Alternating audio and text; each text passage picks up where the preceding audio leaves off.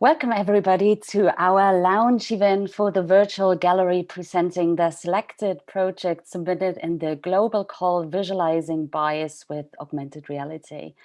I'm Bettina Wodienke and I'm curating the cultural program at the Goethe-Institut San Francisco, the Cultural Institute of the Federal Republic of Germany with a global reach. Our partners for the open call are Grey Area, Fotomuseum Winterthur and Artivive.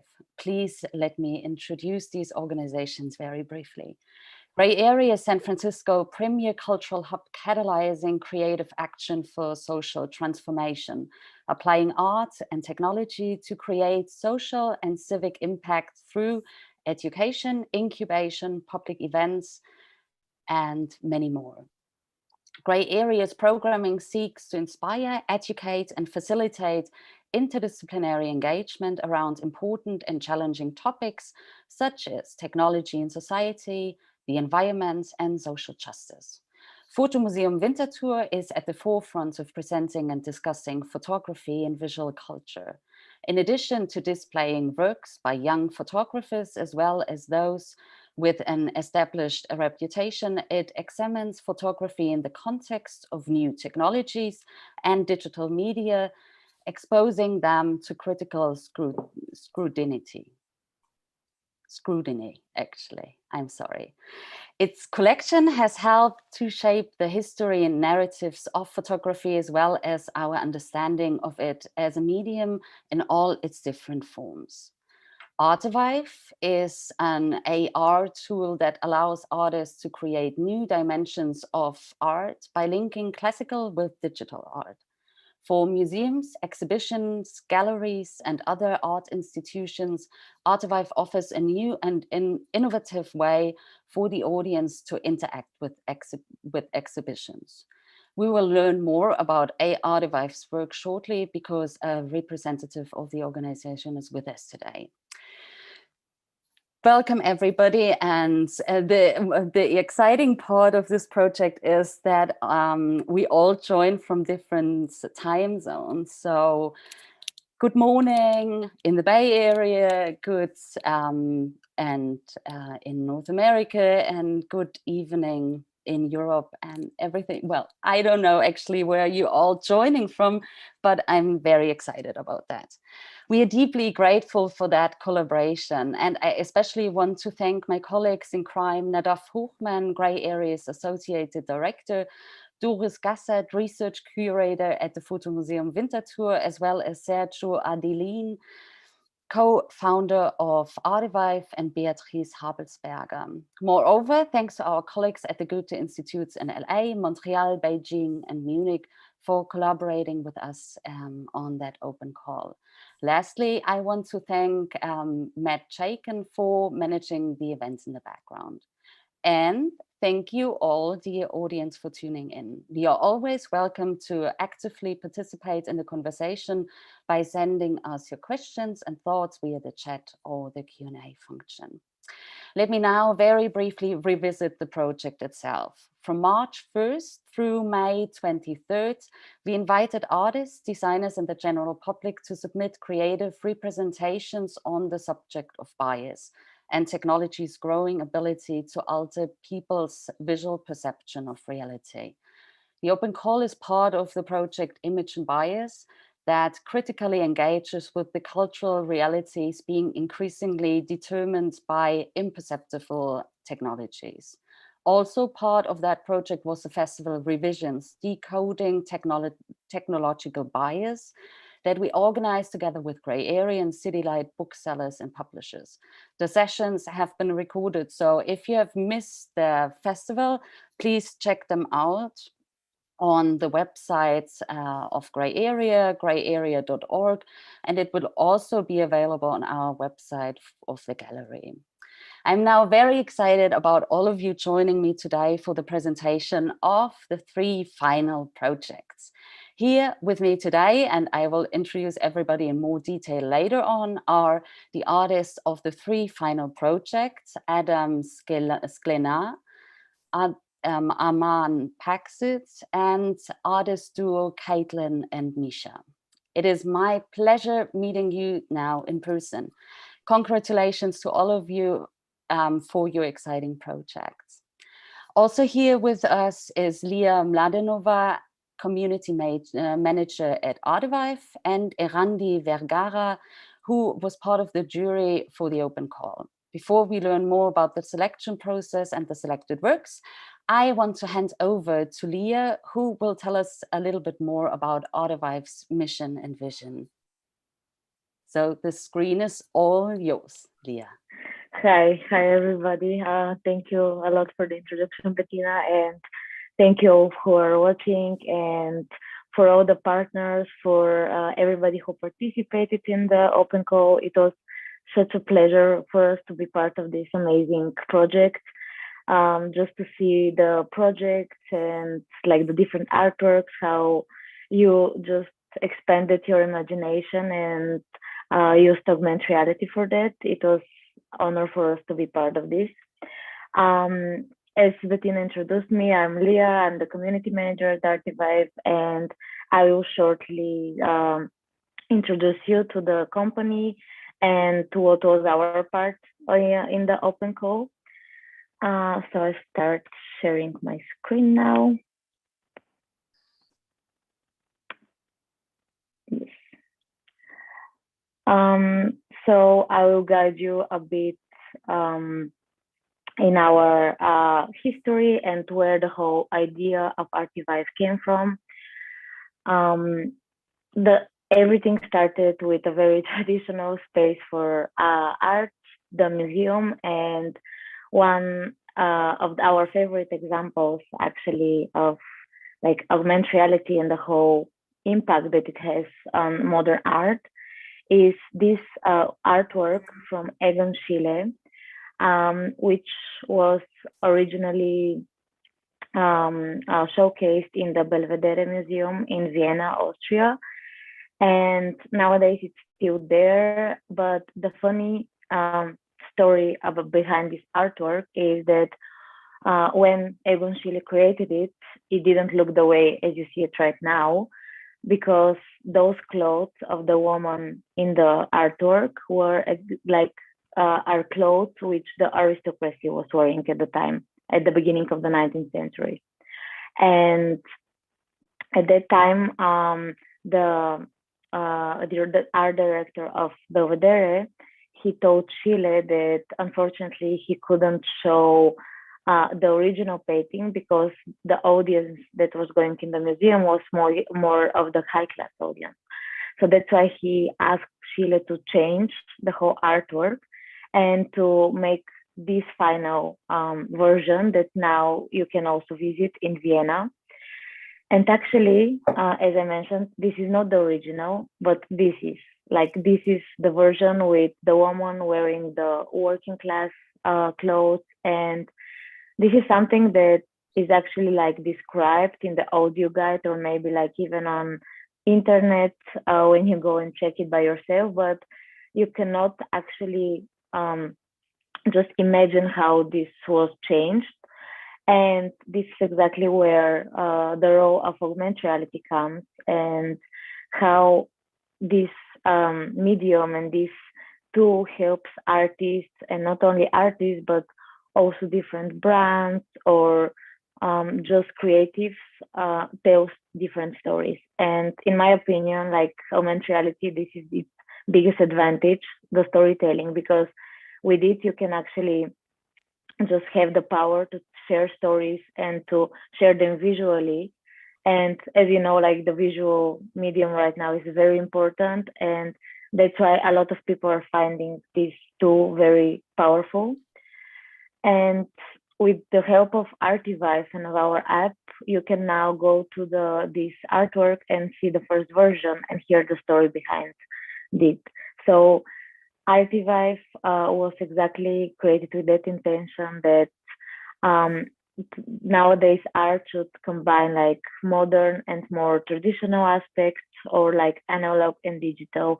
And with the aid of digital, actually you can tell a story, you can just introduce the broader audience to more information and to educate them more.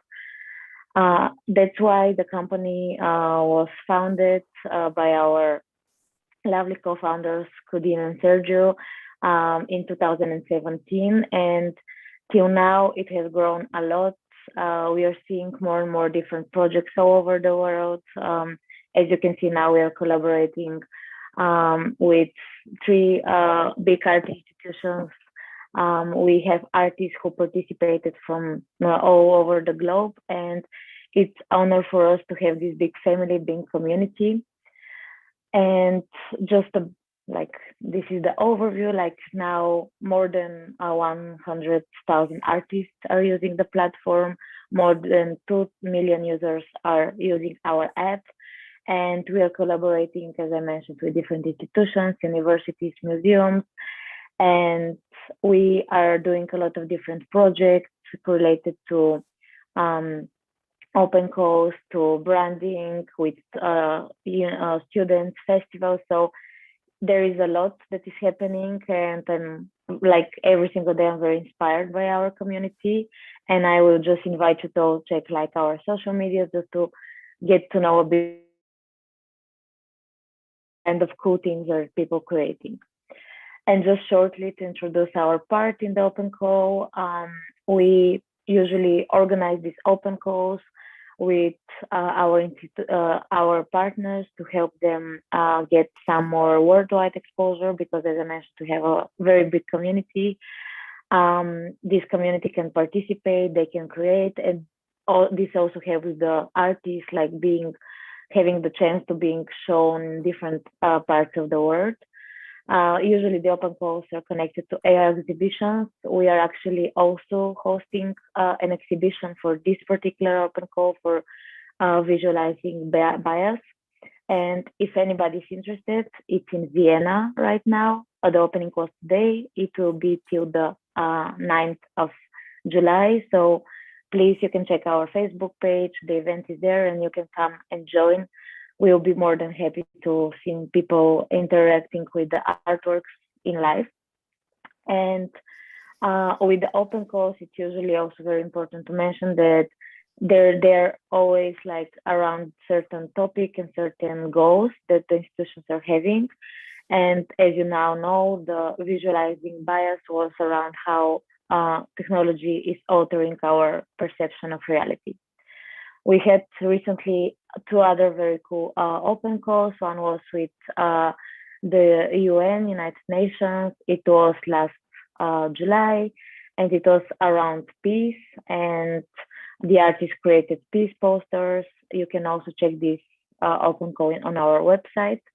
And another very cool open call, which was inspired, I think, by the lockdown last year, was the Paris Museum. The Parisian museums, they opened this huge database of traditional artworks, which we collaborated with them, and we gave the opportunity of artists to give a bit of this modern feeling to the traditional paintings. And it was, again, an awesome project. And just participating in those different projects and just being part of these experiences, it's so inspiring for us and the whole company. And as I mentioned, we are very grateful for being part also of this amazing open call.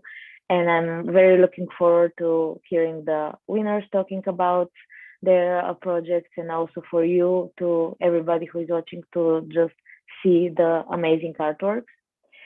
And last but not least, I just want to mention some things which are more related to our tool and how it works, because we have not only the app, but also the tool which the artists are using to create these artworks. As I mentioned, the whole idea is around storytelling and to give the space of artists to just share the stories. So you can use a lot of different ways to do this with animations, videos, different image layers. You have to be a bit careful with the length of the videos, especially if you're thinking of doing this in an exhibition or museum, because sometimes people just they don't like to hold their app for that long. There is also the chance to add an audio, which also gives a different aspect for example, musical brands. And you can also use the app as a way to boost your artistic brand and just add some links to the different artworks to your social media channels or website. And as I mentioned, we are constantly showcasing things that the community is doing. And I invite you to just find our social media channels to get some inspiration if you want to use Artivive to create, or you just want to get inspired to organize your open call or your augmented reality exhibition. If you're creating, you can try a lot of different approaches. There are so many different things that people are doing, and that's one of the amazing things in this job, that I can also see how different the artists are thinking. And you have to also just play a bit around with the tool. This is also something that I constantly advise artists to do, just to try and test and see how it works. And yeah, with that being said, I just want to also show you two other projects. This actually is our exhibition of the Fotomuseum Open Call. As you can see, we are showcasing this in our gallery space.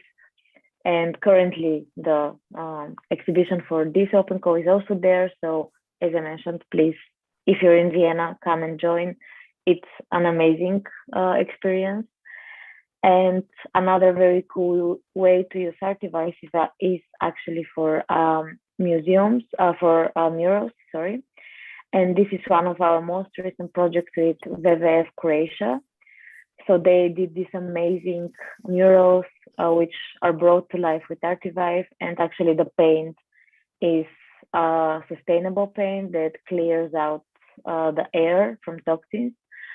So as you can see, there's so many different approaches to use augmented reality and Artivive, and just to interact with people and give them the opportunity to use this experience. And I invite you all to just discover more and get familiar with our tool. And if you have any questions, you can always reach out to us, and we will be more than happy to collaborate and create amazing augmented reality art.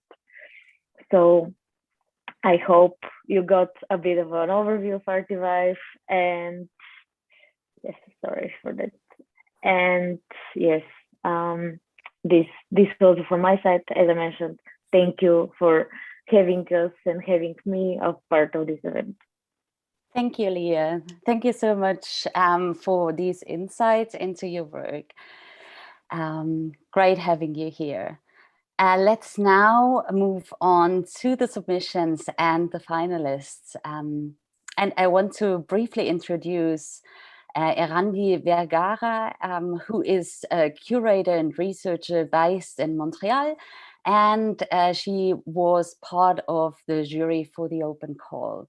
Her main research interests include feminism, global art histories, curatorial studies, and post-colonialism, with a particular interest in internet cultures, artificial intelligence, and the ethics and aesthetics of participation. She holds an MA from Concordia University and a PhD in art history from McGill University.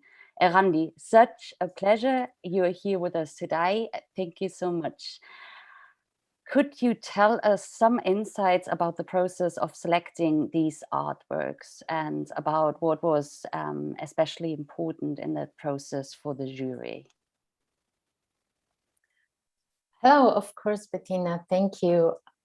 Just let me start my video here. Perfect, thanks. Yes, there we are. Hi, everyone. Happy to be here. Bettina, I want to thank you. I want to thank the Goethe-Institut Montreal for inviting me to be jury and representing Montreal. I'm originally from Mexico. I call Montreal home for 15 years now, but I'm always happy to be part of a process of jury processes, because I learn a lot, and it's a good way to contribute to the community and be aware of what's going on in the world, like this international contest. We received 50 proposals the jury members, we analyzed 50 proposals. So I will tell you a little bit of the process, and then I will jump in to talk about the finalist as we move along. But so I wanted to say two things that were important for us as jury members. We had a series of categories to think about how the participants engage and use Artivive creatively. The most important aspect was how technology and the conceptual aspects of the work intertwined. We were not looking for innovative projects only. We were looking at projects that examine and really dig into what tech bias means today, and especially to shed light on why it's important. And the reason is technologies that work under problematic principles help perpetuate rather than get rid of fictional, discriminatory forms of representations. And what's important to us, what was important to us as jury, was that these forms of representations are not mere images, but actually affect people access to services, affect how we have different opportunities depending of constructions such as race, gender, and other filters that determine how people is treated in concrete ways every day. And the most important aspect is how technologies serve to prevent equality. And so we wanted to think that that was the most important aspect of what we were doing. This is the why this contest matter. This is why reflecting on the use of technologies today matters. And this is something that was discussed in the jury meeting. And the projects we selected were those that demonstrate a creative use of Artivive. Also, importantly, bring the virtual and the real world in interesting ways together, or the mix was novel. And we also thought what it means to see an image unfolding in time, what it means to see an image that requires you an action to use your phone, download an application, and then see the work changing, transforming over time. And so thinking about, for instance, what a still image does and how a poster, for instance, can make such an impact with just one image and try to pass a message across. We wanted to see what artists and creative people around the world were doing with this unfolding in time. So what are the elements that are animated? What happened with that? And especially, how is the interaction with the technology and the time, the unfolding in time of the piece make us reflect on the way technologies help instead of end discriminatory practices online and offline. This is the important part.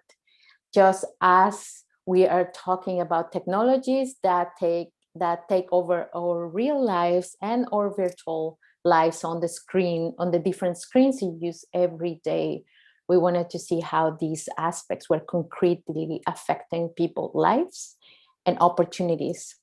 And so with this in mind, we discussed over 2 hours all these projects. We actually had a short list, and fortunately, and this is good, we almost had the same selection of top 5 artists, and then we went over and engaged into a discussion of each one of the projects, and we selected the 3 projects, the 3 finalists you see here. And now we'll tell you a little bit why in a few minutes, but now I'd like to pass the mic to, I don't know who's first, Bettina, is it Caitlin and Misha? I'll let you continue. Perfect. Thank you so much. That's perfect.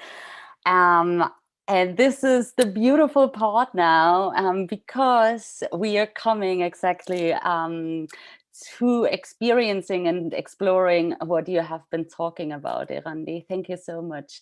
So without further ado, I now want to move on to the highlight of the event today, the introductions and presentations of our finalists. Very briefly, just let me say that the structure will be the following. After each presentation, Erandi will react to the presentation and we will have a brief conversation. We are now starting off with the artist duo Caitlin and Misha. Caitlin Foley and Misha Rabinovich, excuse me, began working collaboratively in 2010 as part of a group of artists called the Goethe-Institut at Syracuse University, where they received their MFAs. They are full-time faculty in the Department of Art and Design at the University of Massachusetts Lowell, where Caitlin is a visiting faculty lecturer in foundation, and Misha is an assistant professor of interactive media. They are recipients of various awards, for example, the Mellon Foundation Immersive Scholar Award, and they have been exhibiting at venues like the Science Gallery in London, the New Museum's Ideas City Festival in New York City, Boston Cyber Arts, and many more. Caitlin and Misha, we are very grateful indeed about having you here. Thank you so much for being with us. Now the screen is all yours. Thank you very much. Thank you.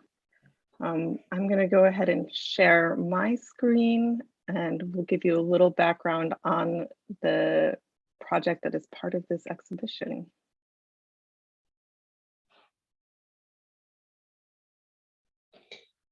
We have a series of projects about processing worries and anxieties through collective experience, which actually started pre-pandemic, but has felt particularly potent during this anxiety-laden time. Our Worries Bash project has evolved through a series of exhibitions starting after the 2016 US federal election, when we became particularly attuned to the sound of people sighing and worrying. You can see the word worried actually spiking in Google searches right after Donald Trump won. Around this time, we started collecting recordings of these worries and became very cognizant of the difficulties in sharing and processing anxiety. We welcome you, by the way, to record worries anonymously at this website, worries.io. So we initially used these recordings as part of a project called Worries Bash, a participatory installation in which they are part of a continuous audio portrait emanating from fragile papier-mâché sculptures. When attendees tap or hit the sculpture, a worry will come into focus so that it can be heard clearly before it again submerges into an abstract murmur. Worries Bash culminates with a ceremonial destruction of the sculptures as a means to share and release worries. Infinite Worries Bash, we made, let me just backtrack there. This pairing of worries with celebration aims to provide some insight into the complexities of the anxieties we live with. During the pandemic, we made this piece, Infinite Worries Bash, in an effort to find ways to use virtual tools to connect and share the burden. This interactive browser-based piece was also featured at Boston Cyber Arts Gallery as a touchless installation using a motion sensor. Our Worries Bash projects led us to amass an archive of over 1,000 recorded worries from people in the US and abroad. This word cloud gave us a sense of the most common and uncommon worries.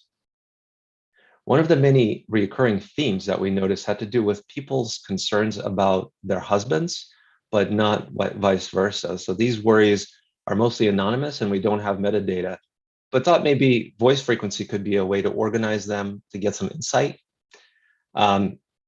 And, you know, here we're faced with our own biases as we try to categorize them based on voice pitch. We try to remove our biases about who is male sounding or female sounding by using this open source app, which was developed to help trans people train their voices. Here is the word husband, see on the right.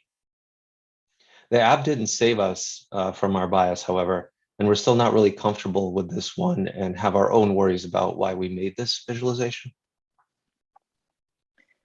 So simultaneously, we had been experimenting with machine learning and began to wonder what would happen if machines could worry for us. Ecology of Worries consists of a series of animated creatures speaking worries. Version 1, we have two versions of these critters. Version 1 critters are driven by synthetic worries generated using text-gen RNN, a text-generating recurrent neural network trained on our transcribed worries archive. Version 2 critters are driven to worry by a novel machine learning system called Generative Pre-trained Transformer, GPT-2. An AI so good at writing fake news that some said it was too dangerous to release, but obviously it was released. The creature's performance of the worries spans a gradient of intelligibility, reflecting on the evolution of machine learning systems. The resulting manifestations of the algorithms, with glitches intact, are presented in a sort of augmented reality bestiary. And our posters in this exhibition include the second version of critters 2.1, 2.2, and 2.3. Can training these critters to worry help share the burden, or does listening to their constant stream of worries induce a sort of nagging anxiety? Yes, I have two moonshine ditty and I'm dined. Working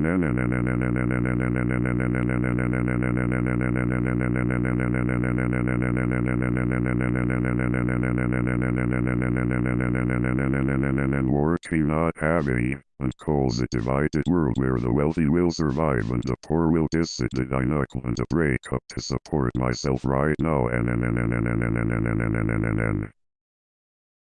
So that's one of the less evolved text-gen RNN critters. After only a few evolutions, it seems like it's trying to learn to speak. It both repeats worries directly and seems to experience a sort of frustration via mode collapse when the algorithm is just spitting back the same output no matter the input. By the way, sorry my face is not showing up. It's because of the sharing. Maybe Caitlin can just imitate me as I speak. So you can see here the financial worries, right, represented. And it's actually made its way into one of the version 1 critters after some more evolutions. Financial, financial, financial, financial, financial, financial, financial, financial. Is this another example of mode collapse or an accurate representation of a truly globally shared worry? I'm worried that the swelling in my gravontry that to my ginyard will unleaven the fight, and I will ap have it tough day, seer chat is nake signalerth. They're babbling. Okay, some are really abstract, and some of it is actually more discernible, but mostly it kind of sounds like the creature learning to speak. But when the two of us listen to them, our minds can't help but fill in the gaps and interpret the nonsense as real words. Coming from a critter, though, it creates a kind of vacuum of meaning with the potential to draw out our own biases via interpretation. So here we see the word husband and the word cloud, kind of showing its frequency in that archive of worries that we were culling from. And our first critter for the version 2 batch picked up on this word.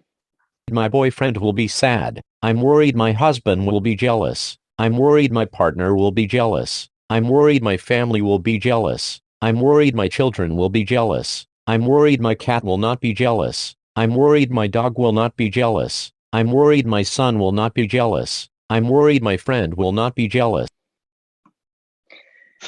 So it knows who might be jealous and who probably won't. It's also, again, tending towards repetition. By characterizing the synthetic worries of various sophistication as variously evolved creatures, we are engaging the empathy of viewers. We're taking worries from people, feeding them into machines, getting synthetic worries out, then feeding them back into people who will produce more worries, etc. Can we learn about each other this way? Cut to the gist of what's underneath? The creatures become uncanny through a juxtaposition of familiar and abstract concerns. The version 2 critters on the posters in this exhibition evolved through our experimentation with GPT. This GPT model was trained on social media. Prompting it with worries from the archive got it to spit out worries in the correct form. And to us, version 2 critters were a good fit for this exhibition because they're laden with all sorts of biases from the training data and then again from the worries archive. GPT is under active development by OpenAI right there in Gray Area's backyard of San Francisco. By the way, thank you to the jury for selecting our project and for the amazing feedback to remove the faces from the static posters, which helped us improve it for the augmented reality context. Training is the aspect of machine learning that engages the most important political dimension of this technology. Silicon Valley fraternity bros scrape photos of their classmates, like the original Facebook, which scraped faces of unsuspecting students and presented them as a crude hot or not kind of social sorting contest online. Or engineers grabbing celebrity faces from the wild to train their AI, not thinking that this data set is biased towards celebrity or whoever is available under public domain. Even well-intentioned people often do the easy thing without anticipating problems downstream. Biased data imbues the machines with biases of their creators. In our case, the worries archive and audience we had for its creation. The wide deployment of AI by US social media companies across much of the world has made the voices of Alexa, Siri, and Google Maps ever more recognizable. The critters in Ecology of Worries appear alive not because of any sort of omniscience a tech evangelist might ascribe to a digital assistant, but due to their very real flaws. The project defamiliarizes the peppy digital assistant voice by training these creatures to worry on our communal woes. Do they reveal latent biases by putting us into a thoughtful, awkward, or humorous state of mind? We're going to leave you with that question. And of course, you'll be able to go to the online exhibition to activate these posters and hear the critters' worries. And we'd like to thank Artivive, the Goethe-Institut, Gray Area for having us, and thank you all in the audience for your attention.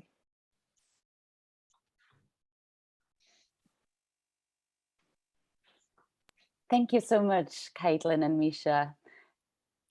And I just let Erandi take it over.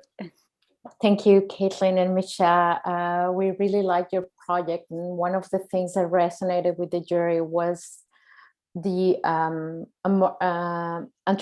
anthropomorphic quality of this creature, and yet the features that kind of remove elements that we can recognize and can be used as bias, like skin color, race, and all of these markers. And we also like how you explore the idea of connecting with one another, connecting with computers, connecting with how we feel.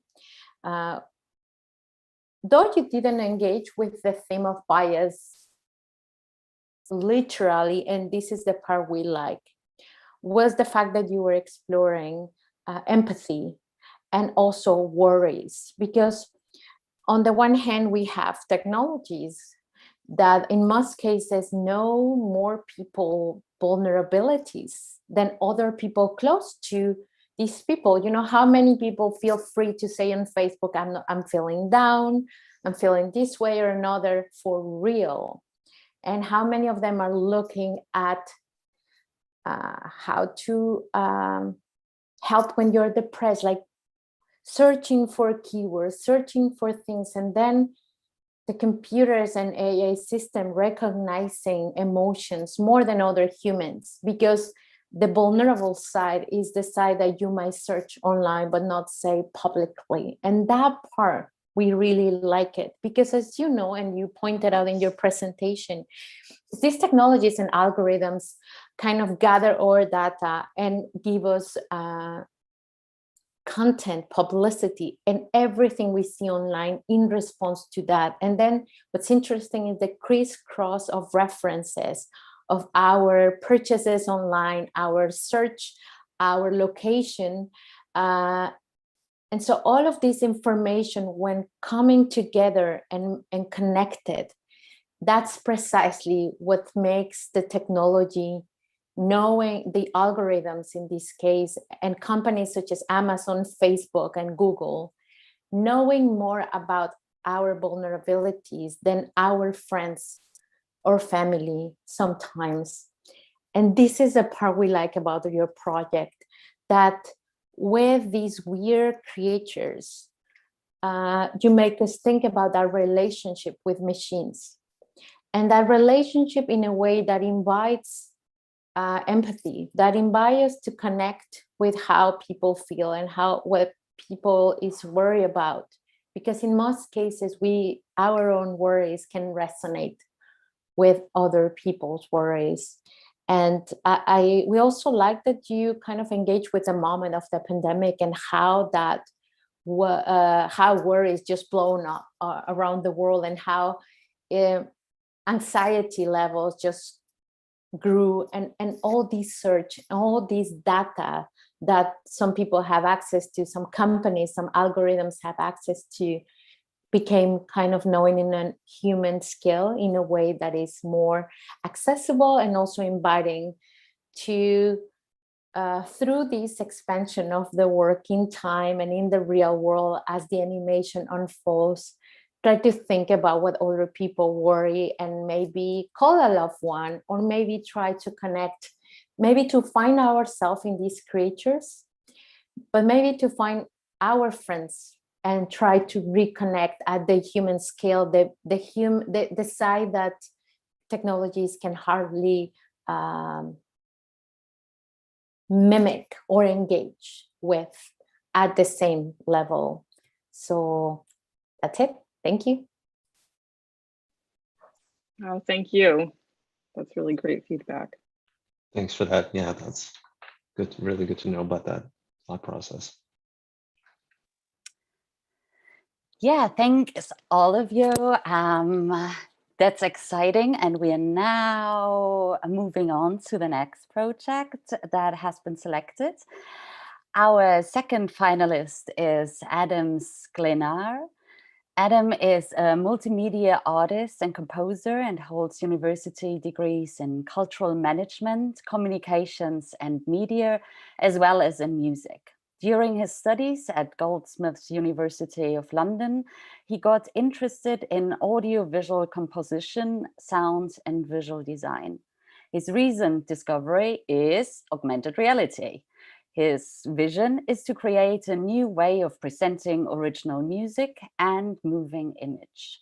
Adam, thank you so much for being here with us, and we are now very much looking forward to learning more about your work. Hi everyone, thank you for the introduction. I will walk you through the thought process behind my work. I don't have a presentation, but hopefully it will be interesting enough for you to check it after, how it looks. So my starting point was data. All these online sites like Facebook, Google, Amazon, they own a lot of insane amount of data about every one of us, and they create a personalized universe for every user. Each of us sees something different when you go on these sites, and my idea was basically that these little realities, some people call them filter bubbles. So these little bubbles or little realities cannot be correct all the time. And how did I show that? I have basically three main elements. One is keywords, actual ad and content targeting keywords from Facebook. I have images, faces, algorithmically generated faces, and I have the music, which is also algorithmically generated. For the keywords, I went on my own and a few more real actual Facebook accounts and collected these real existing targeting categories out of Facebook, whichever I liked. They could be as generic as, let's say, life or career or design, or can be really, really specific, like Sumerian language, or Game of Thrones, or Pussycat Dolls. And I collected roughly 200 of these keywords from different accounts. For the images, there is an AI, an algorithm which is capable of creating human faces. It's called thispersondoesnotexist.com.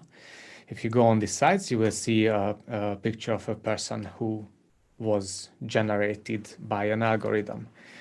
And if you refresh, you will get a new picture. And it's quite interesting how accurate these faces are. But sometimes this algorithm makes mistakes.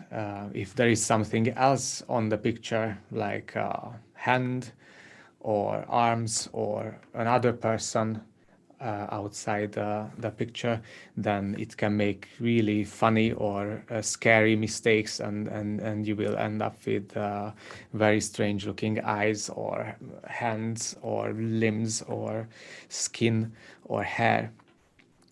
And I collected a few of these mistakes, I think around 15 or so, and I placed them in a video.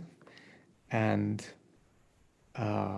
also there is a video part which I took from the creators showcase video, where they actually show how these faces transform to each other. A young person turns to an old male to female, or different hair and skin colors, and the ages are getting mixed based on how this algorithm works. And the order of the images goes back through age, so the faces are getting younger and the mistakes are getting bigger and bigger.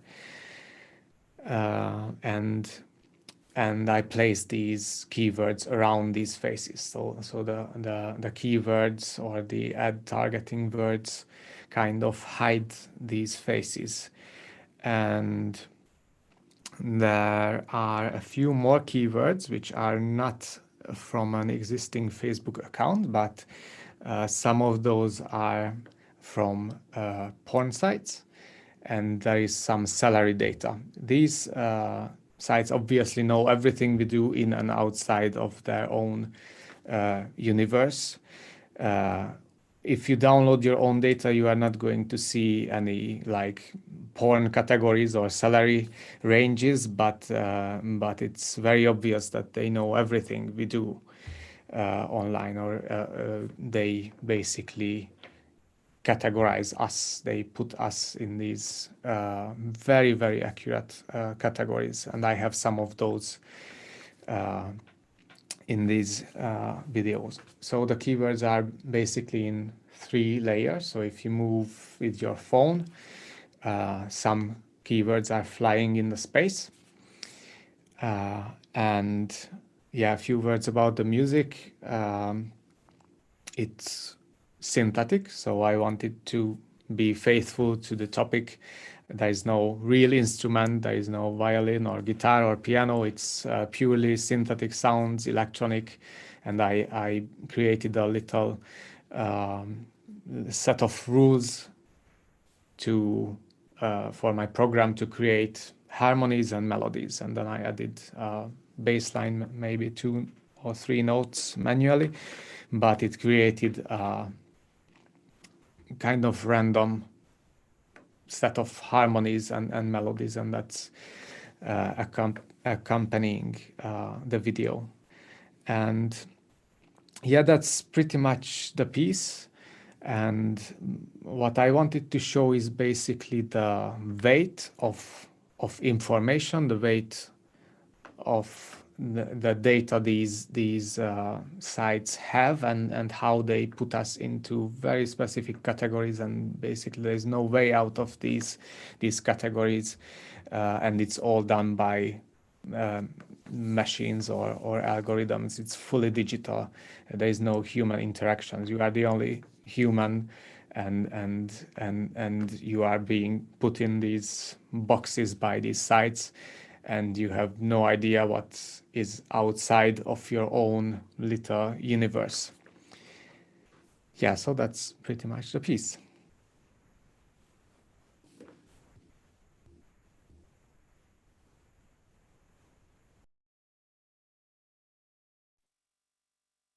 Erandi, thank you so much, Adam. That was super interesting having all these insights. Erandi, do you want to directly respond? Of course, thank you, Adam, for sharing the process. I like that you spoke about the three elements of the work, because I think one of the things we really like is how they come together in the augmented reality piece, and we like also the evolving aspect of it. I must say that not many of the submissions we received had sound, and that was one aspect that we really like about your piece. I think the main thing that was important for the jury is, first of all, how you engage with the square format of the project. As we know, in design, the square is not like a very interesting, or it's not used as a format for InDesign, but definitely preferred by algorithms. And as we are seeing more and more squares, we realize how this the need to render information in a way that it's more readable for algorithms is changing the kind of formats we see in design and in everything we do and have access to in terms of images. And so there is that part of the formatting that it didn't just pass. We were aware of that. The most important aspect I would say about your piece is, you were talking about how if we were to download our own data, it wouldn't mean much to us probably, but it does to the algorithms that kind of are crisscrossing information to know what to sell, what to offer us as content, what to make us see, so that we will be hooked in these applications and keep looking and keep refreshing. And I like that aspect of how your piece makes us think about something you search online and then something you see later on Facebook, probably the same day. And I like that some of these data are wrong, but when I can recognize myself in the things Facebook are trying to sell me, it creeps me out, and I'm very concerned and worried how this has implications in the long run period. So what we like about your piece, it's how, if we think about what will downloading our data would mean to us, the question I asked and we asked as the jury was, what we will see? What we will see if we were to download our data? Will we like it? Will we like the person that this information is kind of sketching for algorithms to interpret who we are? Because in a way, computers and algorithms are defining who we are. And we know this is not an ontological category, but it is in a way that is trying to know what we want and predict our behavior. So it's based on data of the past, kind of project our future, and the danger of that to being a reduction, a misleading conception of not only how we see ourselves, because that's another projection. We always like to think ourselves better than we really are, or we see faults when there aren't any. And anyway, the complexity of our personalities and emotions that machines are defining in a way that is based on categories. So we like the reflection of categories that your work brings about, and how if computers bring us and define ourselves with categories, what do these categories do to us personally and to us in terms of as societies, and in the way it retrieve our self to algorithms? And we like how your work is an invitation for us to think about those issues. So thank you. I don't know if you have any questions, but this is something we wanted to say, that this aspect resonated with the jury.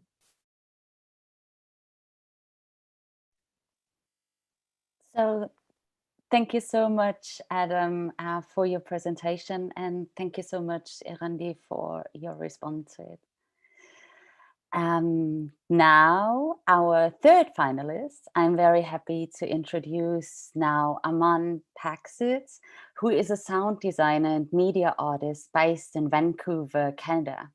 Heavily inspired by the interactive nature of our relationship with technology, in his work, he actively explores and challenges the long-running effects of modern life tech on our perception of self and how it dictates our actions and reactions toward our environment, social life, and justice and technology itself. Aman, a great pleasure having you here. The screen is all yours. Thank you, Bettina. Hi, everyone. Thanks for having me. I feel amazingly flattered to be just part of this amazing crew and be selected to be here. Let me share my screen with you. Okay. So yeah, this is the board that got selected, and the thing that initiated the idea for this, or made me want to do this project for the open call, was actually the description of the open call and how it began. And it said, let me check. Yeah, it was saying that tech is not neutral because it reflects the biases in our society. And I was like, well, that actually means that tech is very neutral, and it's us having the biases. It's like saying the mirror is wrong because it's showing how ugly we are. And that didn't really make sense to me. So, and it immediately reminded me of my own personal experience with art galleries and organizations in the past couple of years, and how the term BIPOC is being used a lot to represent artists that are non-white. And it always kind of bothers me because it's going down the same path that is dividing people by the color of their skin again, but just putting some of them in one group and putting one in the other group, and is creating a sort of unnecessary us and them state. So I just wanted to very clearly show that. So I created these two layers, which first one is just the word white with the letters cut out of it, and the second one is BIPOC, and the work itself is when it's in the AR format, it just you have to, most of the time, have to see through the other one to be able to see the BIPOC. And that basically formed the idea for this. And let me check my notes. And yeah, I'm hoping that we will be able to see in the future that we pay more attention to how we're using language and the information we're actually feeding into the technology. And instead of saying that tech is doing this and doing that and creating these problems, become more aware of the fact we're dealing with it and how we are creating those, and then it's reflecting all of that back at us, basically.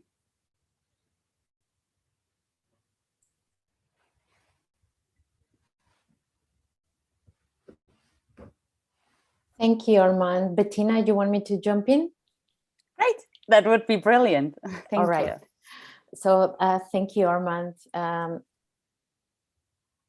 I want to say that this is one of the works that, one of the categories we had to examine the works was the engagement, the use of Artivive, and also how the works kind of use this mix of the real and the virtual worlds.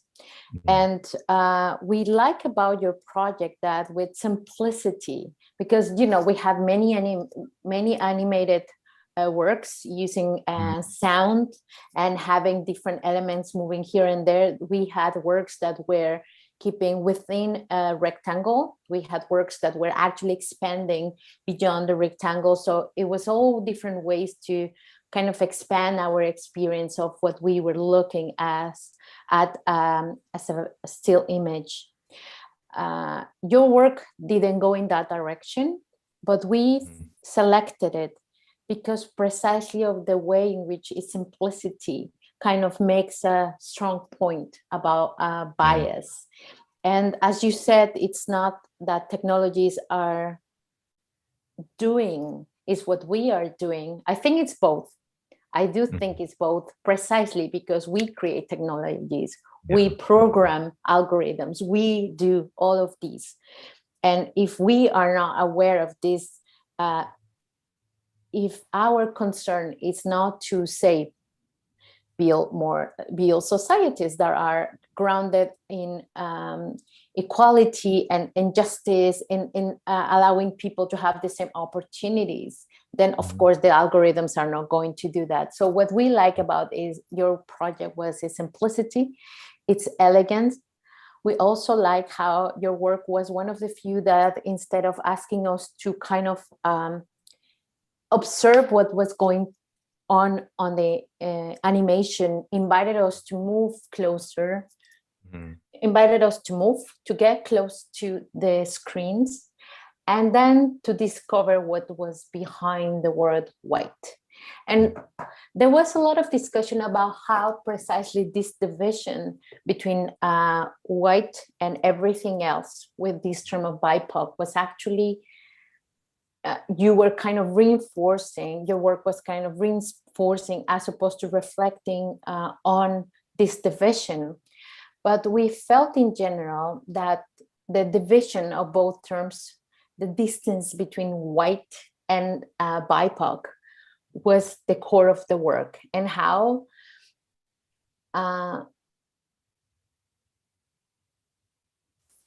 BIPOC and all of the thing that it englobes, so Black, Indigenous, people of color, as if we are, another category. And so when racialized subjects are discriminated, the basic principle is precisely this division between us and them. That operates because it stresses this difference. So we thought that your work asked us to examine how discriminatory categories and divisions are woven into the technologies we use, the images we see, the messages we share, and invite us to see how discrimination goes beyond images and screens and words, affecting people interactions and overall life opportunities. So again, the simplicity of using Artivive to make us get close, and then in that closeness kind of question how categories actually divide and create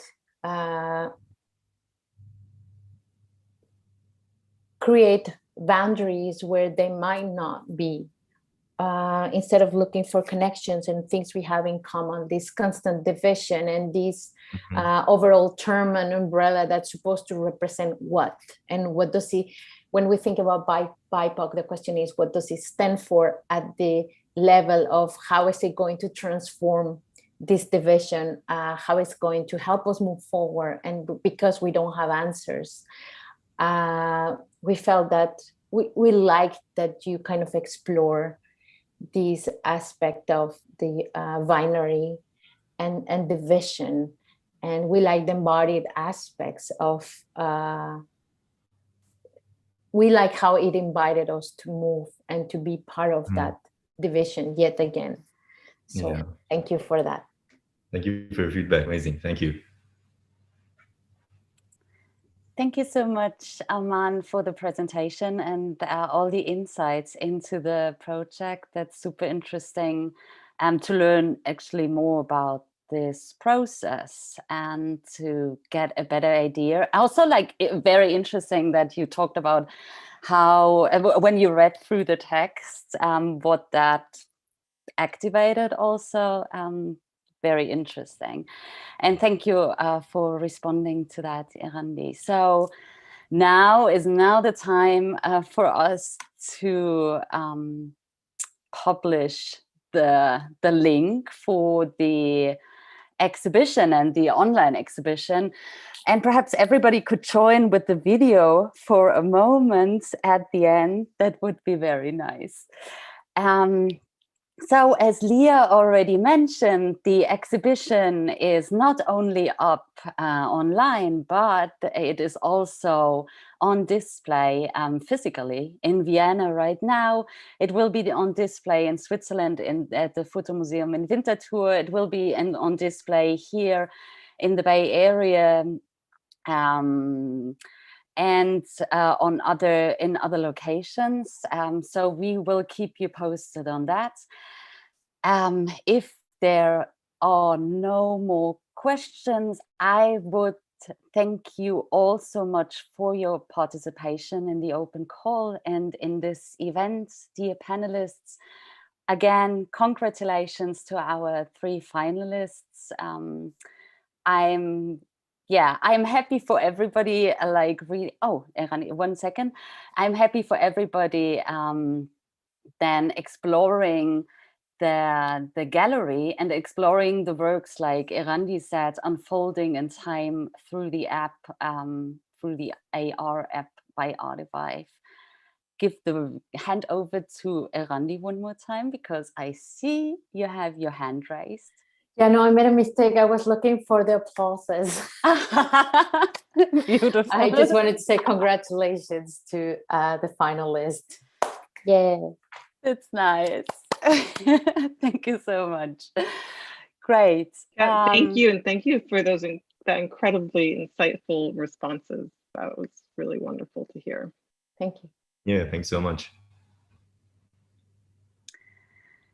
And yeah, thanks again for everybody for joining. Thanks also to Leah once again. Thanks to Adam, Aman, and Caitlin and Misha, and also to Erandi. Thanks to our partners, Grey Area. Thanks to Winterthur, Fotomuseum Winterthur. Thanks to Artivive. Thanks to all the Goethe-Institutes being involved. Goethe-Institut in LA, the Goethe-Institut in Montreal, the Goethe-Institut in Beijing, and our headquarters in Munich, and to all the Goethe-Institutes who shared the open call with us. Thanks also to Matt Chaikin for managing the events in the backgrounds. Have a beautiful rest of the day. I think this is the safest to say. Just stay. Have a beautiful weekend. I hope to see everybody in the future in person, and stay well and safe. Bye. Thank you very much. Bye. Thank you all. Thank you, you, Bettina. Thank you all. Bye. Bye. Bye-bye.